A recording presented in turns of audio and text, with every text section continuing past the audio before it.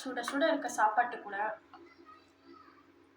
வச்சு சாப்பிட்டா சூப்பராக இருக்கும்.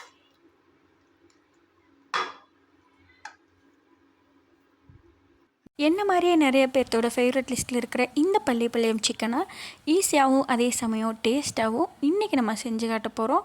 வாங்க வீடியோக்குள்ளே போகலாம். வாங்க எப்படி செய்யுதுன்னு பார்க்கலாம். முதல்ல கடாயில் தாராளமாக நல்லெண்ணெய் சேர்த்துக்கோங்க. நல்லா எண்ணெய் காஞ்சி வந்ததுக்கப்புறம் கொஞ்சோண்டு போல் சீரகம், சோம்பு ஆட் பண்ணிக்கோங்க. ஒரே ஒரு சின்ன துண்டு பட்டை, அன்னாசிப்பூ, 2 போல் லவங்கம். இதெல்லாம் நல்லா பொரிஞ்சு வந்ததுக்கப்புறம் ஒரு 20 போல் சின்ன வெங்காயம் வெட்டி வச்சுருக்கேன், அதை கூட சேர்க்கிறேன்.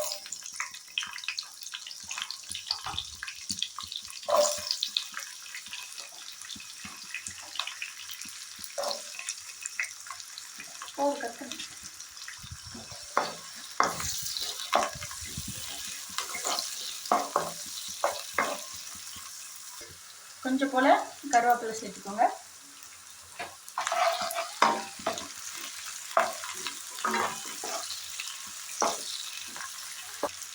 நல்லா கலந்து விட்டுட்டு நல்ல வெங்காயம் வந்து இந்த மாதிரி பிரிஞ்சு வெந்து வந்ததுக்கப்புறம் இது கூட வந்து வெட்டி வச்சிருக்க வரமிளகாய் சேர்த்துக்கலாம்.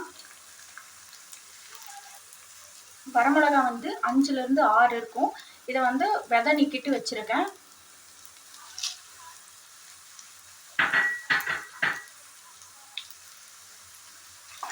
ஒரு சிலர் வந்து ஸ்டார்டிங்கில் போட்டு செய்வாங்க. நீங்கள் ஸ்டார்டிங்கில் போட்டிங்கன்னா வரமிளகா வந்து நல்லா கருகி போயிடும். இந்த ஸ்டேஜில் சேர்த்துக்கோங்க. இந்த ஸ்டேஜில் கழுவி வச்சிருக்க கறி ஆட் பண்ணிக்கோ.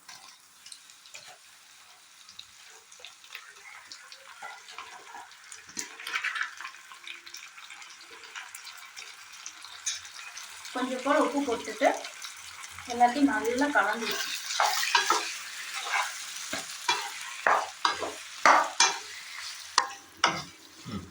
நல்லா கலந்து விட்டுட்டு அதில் இஞ்சி பூண்டை தட்டி வச்சுருக்கேன், அதை இது கூட சேர்த்துக்கலாம்.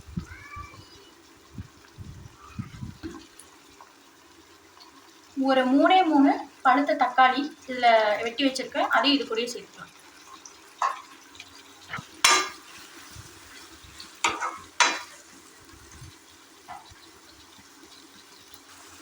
இந்த பள்ளிப்பாளையம் சிக்கனுக்கு முக்கியமான இன்க்ரீடியன்ட் தேங்காய். தேங்காயை வந்து குட்டி குட்டியாக இந்த மாதிரி நறுக்கி வச்சுக்கோங்க. இப்போ அதை ஆட் பண்ணிடலாம். இப்போ ஆட் பண்ணால் தான் சிக்கன் வேகும்போதே அதுவும் சேர நல்லா வெந்து வரும்.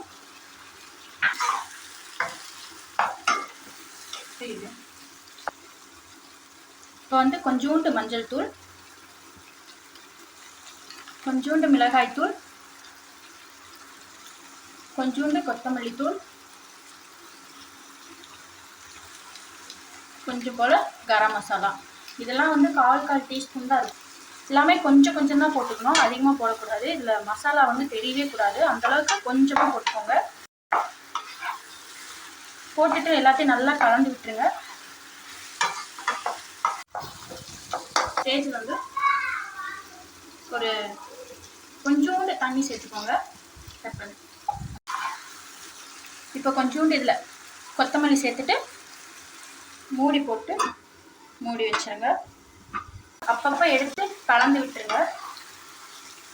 கடைசி கொத்தமல்லி தூள் இறக்கினீங்கன்னா சூப்பரான பள்ளிப்பாளையம் சிக்கன் ரெடி. இதை ட்ரை பண்ணி பார்த்துட்டு கண்டிப்பாக என் கமெண்ட்ஸில் சொல்லுங்கள். தேங்க்யூ.